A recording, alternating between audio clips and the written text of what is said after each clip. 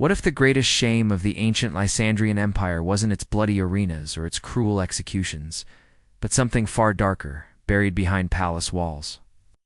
While scholars often celebrate Lysandria's laws, architecture, and military conquests, they frequently ignore one of the most horrifying and systematic abuses ever recorded in the ancient world: empire's legal, organized exploitation of young boys kept as personal property by its ruling elite.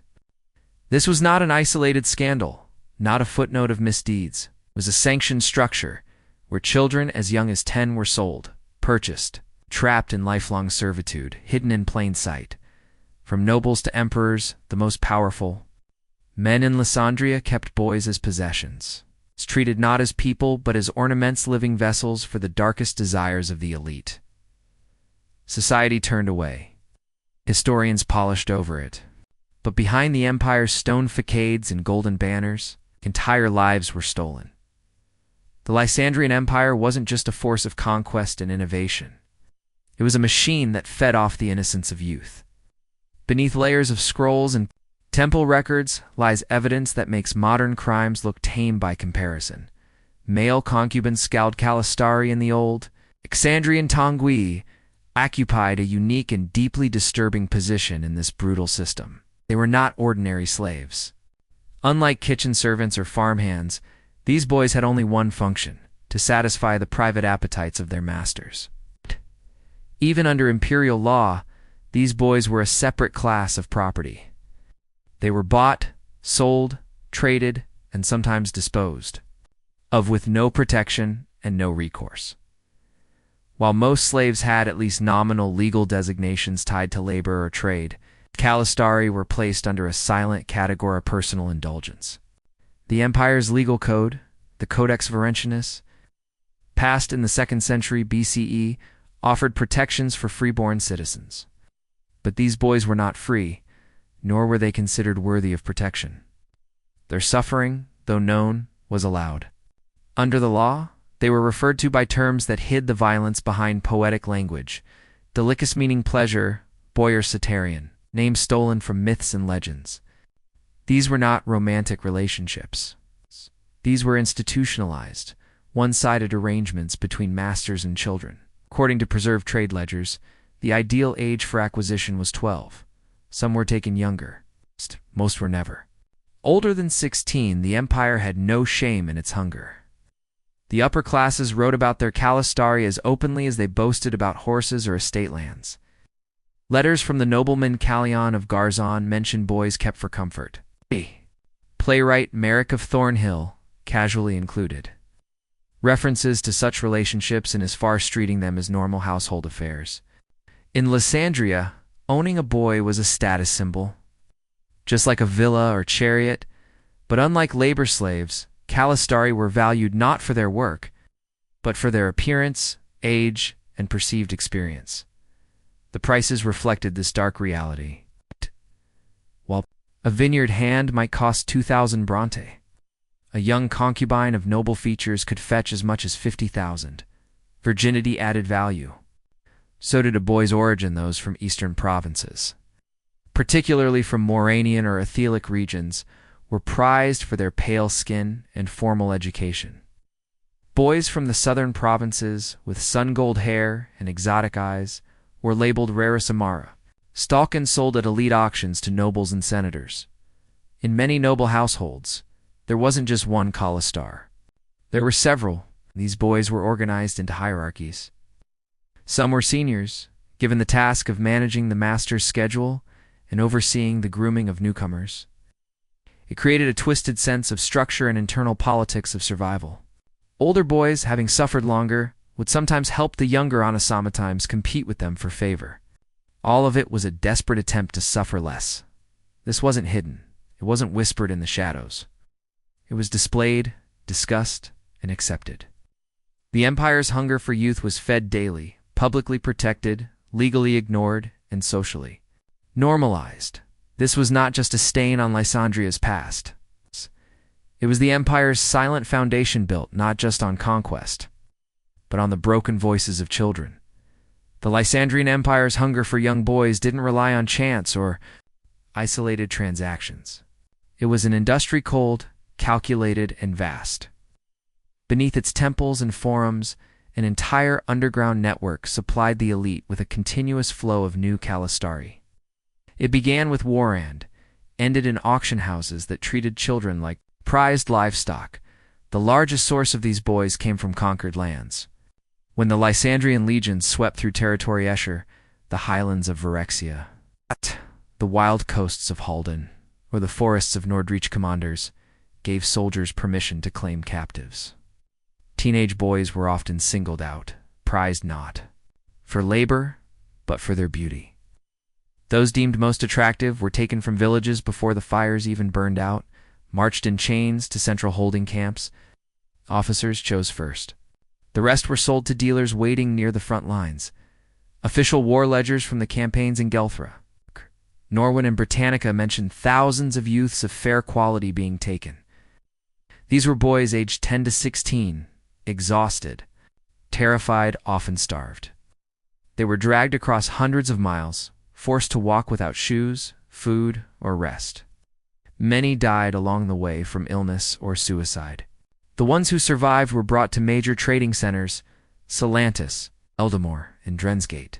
There, their fate was sealed under banners that advertised them as delicate specialty stock.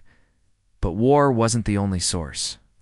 In cities across the empire, debt slavery became another pipeline. According to imperial law, families who owed money could offer their children in repayment. For the poor, this was often the only option. Desperate mothers and fathers signed contracts standardized, sealed, legal, that sold their sons to aristocrats in exchange for grain, medicine, or the mere cancellation of debt. They rarely saw their children again. The dealers kept meticulous records. Catalogues listed the boys' names, regions, ages, body measurements, and, most disturbing, liar intimate experience. Next to a boy's name might be symbols, one for virginity, another for education level, a third for obedience. Traders used coded language to describe docility, appearance, and temperament. These catalogs weren't circulated secretly. They were handed to buyers like menus. Before any purchase, inspections were mandatory. Boys were paraded naked before groups of bidders. Inspections weren't just humiliating, they were assaults. Buyers touched them, examined their faces, teeth, and bodies. Virginity was often tested publicly. Refusal or resistance meant punishment, slaps, beatings, or being withdrawn from sale and returned only after being made more compliant. Prices varied widely. A strong field laborer might sell for 3,000 bronte. But a first-tier virgin from a noble Moranian family could be sold for over 80,000. Education added value. A boy trained in song or poetry could command double. Rarest were what traders called silver-rank lass, pale, untouched, and schooled in court manners. Their sale could rival the cost of a manor. Some dealers specialized in different regions. Lon of Carthus ran routes from the northern wilds, capturing boys with snow-white hair and gray eyes. Others, like Merrick of Viridia, targeted coastal towns, staking children from fishing villages where disappearances were rarely investigated. A few became infamous. The name Asric Denholm, a slaver who trafficked hundreds of boys from poor farming towns, appears in multiple temple scrolls, but he was never prosecuted. Kidnapping was common. Riders on horseback roamed the countryside, snatching boys from roadsides, rivers, and marketplaces. Some pretended to be guardians or priests, luring children with bread or promises of sanctuary. Entire villages learned to hide their sons when Lysandrian officials passed through. Transport itself was another layer of torment. Slave ships crossing the Mare Aurelis packed boys into narrow wooden whole snow beds, no light, no air. Dozens died from heat, disease, or sheer panic. Crew members often abused them during the journey, claiming the experience broke their spirit and made them easier to sell. Bruises, scars, and malnourishment lowered their value, but if the boys survived, there was always a buyer. Disobedience during transit was punished with brutality. Beatings were common. Some were branded across the chest with dealer marks. Others were deliberately scarred to ensure they remembered their place and to prevent any resale fraud. If a boy tried to escape, his feet were cut or broken. These punishments weren't kept secret. They were examples all of this: capture, the shipment, the inspection. The sale was legal.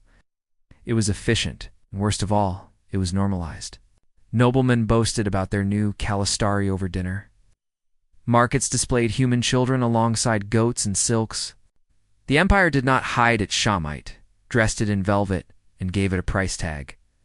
Behind the marbled columns and lavish gates of Lysandrian estates, young boys lived in silence, stripped of childhood and turned into living possessions. Their daily lives weren't filled with routine chores or typical slave duties. Their entire existence was tailored to fulfill the whims of their owners. From the moment they were purchased, kalistari were broken down, reshaped, and controlled not just in body, but in mind. Inside the great houses of nobility, whether in the hills of Eldemar, the lakes of Clarion, or the city estates of Eldemar, these boys were kept in narrow, sparsely furnished rooms located near their master's chambers. There was no pretense of comfort. Their quarters were cold, dark, and always close enough for the master to summon them at any hour. Most rooms were shared by 3, sometimes 5, concubines. There was no privacy, no space to mourn, no moment to breathe. The boys were expected to be available at all times. Their days were ruled by detailed schedules drawn up by household stewards. These weren't to-do lists. They were timetables of submission. Bathing was mandatory every morning. Then came grooming, hair trimmed, skin oiled, nails cleaned. After that, they were inspected by senior boys or the master himself. Afternoon hours were often spent rehearsing behavior, how to speak, how to smile, how to pretend pleasure. By nightfall, the rotation began. The master would choose one, sometimes 2. The others waited in silence for the next night. Refusal was not an option. Any sign of reluctance, no matter how small, was punished. Some were starved, others beaten. Some were locked in closets without light or food. A few were scarred deliberately, their backs marked with thin knives to remind them of their disobedience. But the worst punishment wasn't physical, it was emotional erasure. Boys were forbidden from forming friendships. Speaking about their experiences was prohibited. Crying was punished. Showing fear was considered disruptive to the master's illusion of willing intimacy. Over time, most boys learned to smile while dying inside. Every detail of their lives was controlled. Couldn't choose their clothing, most wore thin linen tunics selected for display. They couldn't choose their food, meals were designed to maintain appearance, not nourishment. Sleep was interrupted constantly. Some were woken up at midnight or dawn, depending on the master's mood.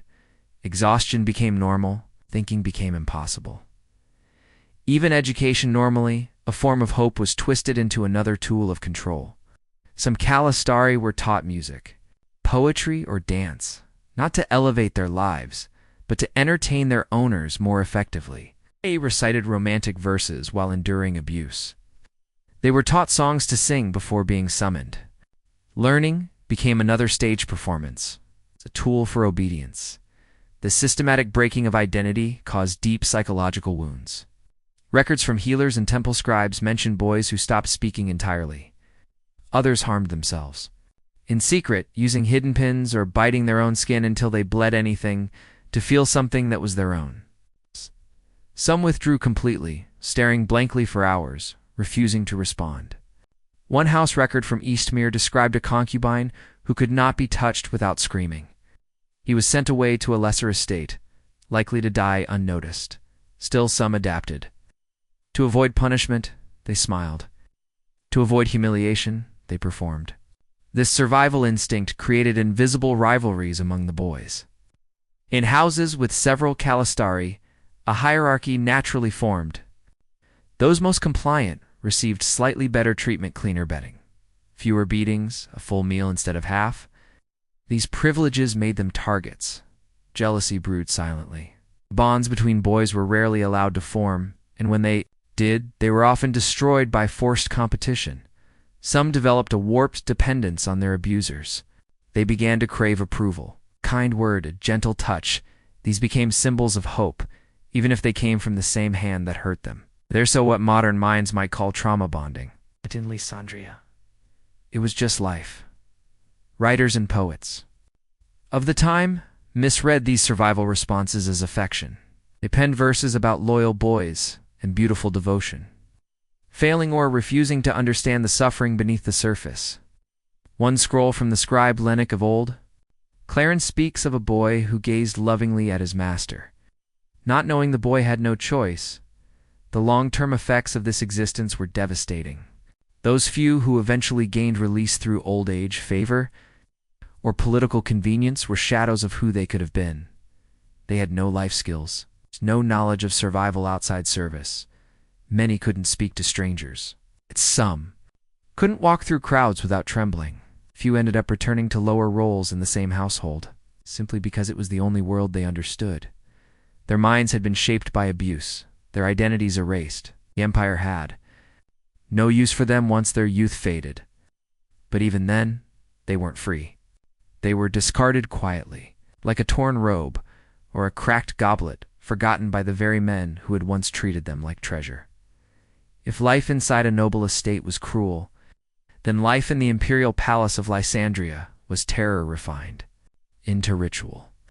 Here, the institution of concubinage reached its most grotesque form, organized, catalogued, and scaled beyond imagination.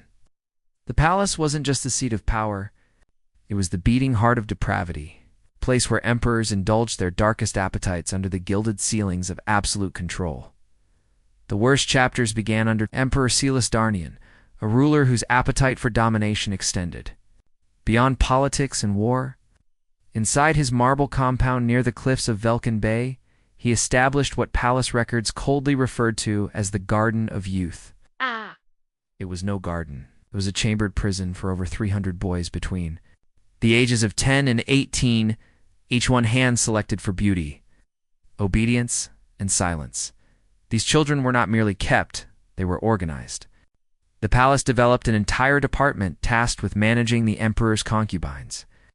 Led by the chief of delicate affairs, this team tracked the physical development, emotional behavior, and intimate performance of each boy. They were classified by skin tone, hair color, body type, and even origin. Pale boys from northern rivers were placed in one quarter. Golden-haired sons of the eastern provinces were housed in another. Those with exotic features or rare traits were given special designations and reserved for festival nights. Every boy's file was updated weekly. Records included diet, illness reports, and most disturbingly notes on which presentations pleased the emperor. It was a system designed to remove individuality and replace it with performance. Metrics: the boys weren't just there for private service, they were trained. Each child went through a preparation phase upon arrival, which included weeks of bathing, fasting, conditioning, and obedience drills. Then came theatrical instruction, learning how to role-play historical figures, act out mythological scenes, and even deliver memorized romantic lines from the works of ancient poets. One former steward's journal describes a 12-year-old boy dressed as the spirit of winter, reciting verses from the Lystrian hymns while being paraded in front of foreign dignitaries. Under Emperor Octon, Trevin, the successor to Silas the Palace, refined its cruelty into almost military precision. Trevin reportedly kept over 200 kalistari, organized into culture courts to represent every province conquered by Lysandria. This wasn't for diversity, it was symbolic. By possessing the sons of the defeated, Trevin reasserted Lysandrian supremacy through domination of the next generation. He had a preference system so detailed it resembled a menu. On one day he might request a poetic type with river-born accent.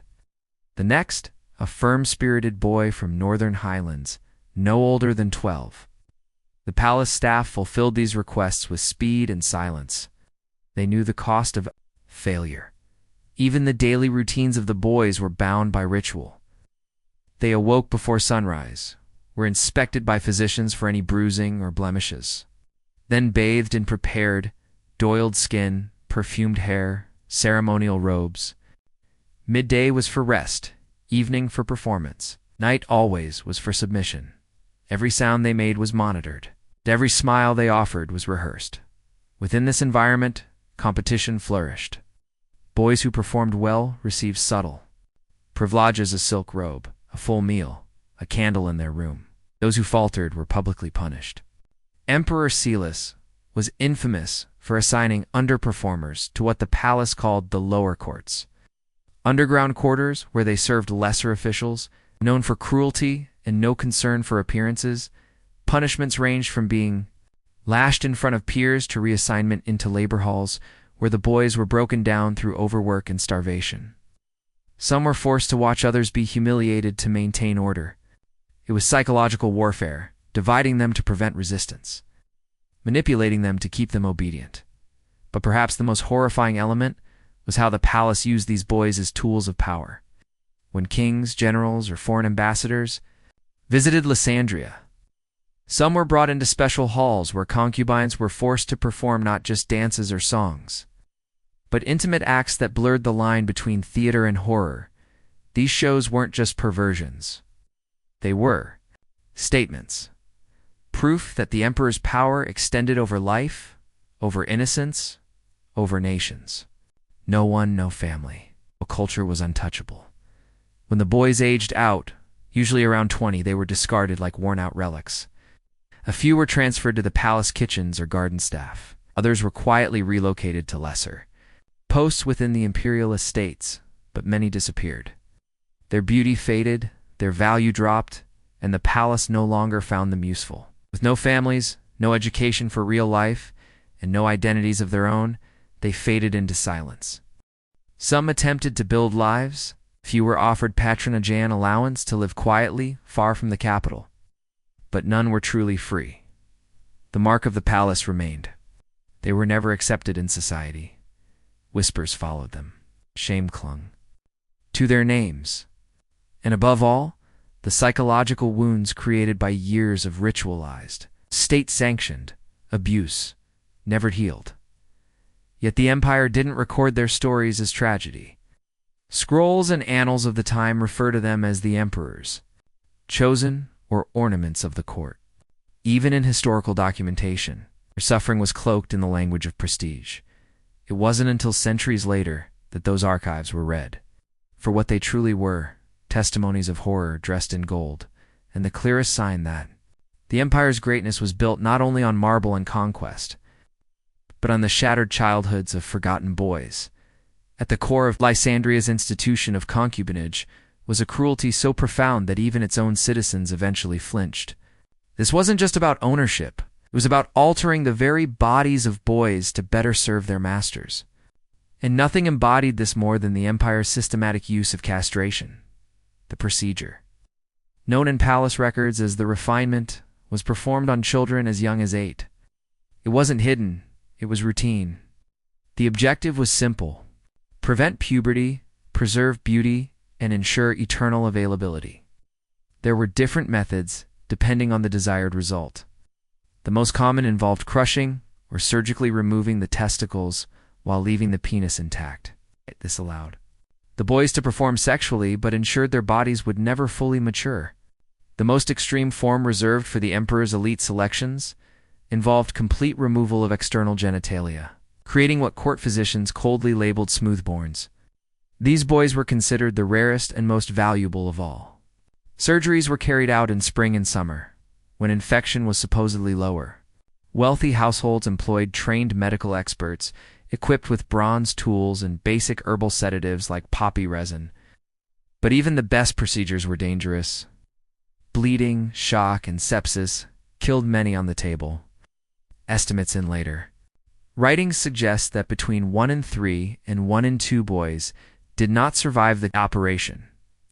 Those who did live rarely escaped unscathed.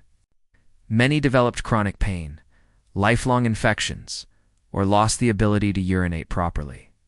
A few were completely crippled, yet their market values soared, tripling, or even quadrupling. This was because castrated boys could not father children, posed no threat to dynastic purity, and remained physically unchanged for years. In the twisted economy of Lysandria, mutilation meant profit. Escape was nearly impossible. Concubines had no legal standing, no money, and nowhere to go. Even if one slipped out into the night, imperial edict demanded all citizens report or capture runaway slaves. Helping a fugitive was punishable by death. Patrols were trained to spot runaways. Branding marks on the shoulder or back identified them instantly. Still, some boys tried. They scaled walls, dug tunnels, disguised themselves in servant robes. Most were caught within days. Their punishment was brutal public beatings, confinement in underground cells, starvation, mutilation. Some were deliberately disfigured to make them unappealing. Others had fingers or toes removed to cripple future escape attempts. A few chose death. Suicide became the only form of resistance left. Hanging was common. So was drowning boys would. Throw themselves into the canals behind the palace. Others used fragments of glass or utensils to cut themselves. One harrowing account from a palace guard named Velter describes 4 boys who coordinated their suicides in a single night, each leaving behind a piece of torn robe embroidered with the word free in tiny hand-sewn thread. Even more rarely, some escapes succeeded. These usually involved help-sympathetic kitchen workers, raging guards, or secret Christian acolytes embedded in noble houses. In rare instances, concubines fled during times of war, hidden in the chaos of collapsing cities or shifting armies. A few even joined the legions under false names. But these were exceptions, legendary tales whispered among survivors. Most never left the walls that bound them. There was no true legal recourse. Imperial law recognized concubines as property. Only in rare cases where the abuse exceeded some imaginary threshold, and only when it caused scandal did magistrates intervene. But for the vast majority, there was no court, no justice, and no hope. Change did not come with politics. It came with faith as Christianity began to spread through the empire's fringes in the late 4th century. Its teachings clashed violently with the cultural norms of Lysandria. Where the empire saw property, the early Christians saw souls. Where noblemen claimed divine right to indulge, bishops preached that such indulgence was a sin against the image of God. Leaders like Father Dallin of Grenth and Bishop Thaler of Evertide began preaching against the practice. In letters to hidden churches, they referred to kalistari as the lambs stolen from the flock. Their voices reached Emperor Varelian, who had secretly converted to the new faith. Though cautious, he enacted the first reforms. Under the Codex Luminara in 418 CE, the castration of slaves was declared a capital offense. It was the first legal challenge to a centuries-old institution, but the law was weak. Enforcement was rare. Many elite families continued the practice. In secret, to appease reformists, new concubines were quietly replaced with inherited ones, boys kept for years under legal loopholes. Still, a spark had been lit. Underground Christian communities began sheltering escapees. Monasteries created hidden passages in their walls. In some cases, monks posed as merchants to buy concubines and then disappear with them into forests and frontier villages. The risk was immense. Entire monasteries were razed when caught. Monks were executed, but the movement didn't stop. By the mid-5th century, the empire itself was collapsing. War, famine, and economic ruin stripped Lysandria of its grandeur. The elite could no longer afford their collections. Slave markets dried up. The old networks crumbled. As faith replaced opulence and power fractured, the concubine system, once unshakable, began to rot. Still, it didn't vanish overnight. Modified forms persisted well into the early Aldranic period. In certain frontier cities, concubinage continued under different names. A few powerful lords quietly kept boys under the guise of wards or scholars, but it was no longer state-endorsed, no longer celebrated. The shame had finally outgrown the marble. In the end, what brought down the system wasn't a sword or a scroll. It was 1,000 small acts of defiant, silent suicides, whispered prayers, hidden tunnels, and one law after another until the empire could no longer carry its own shadow. What remains now are scrolls, letters, and etched records, cold words, describing warm bodies once trapped by men who thought themselves gods.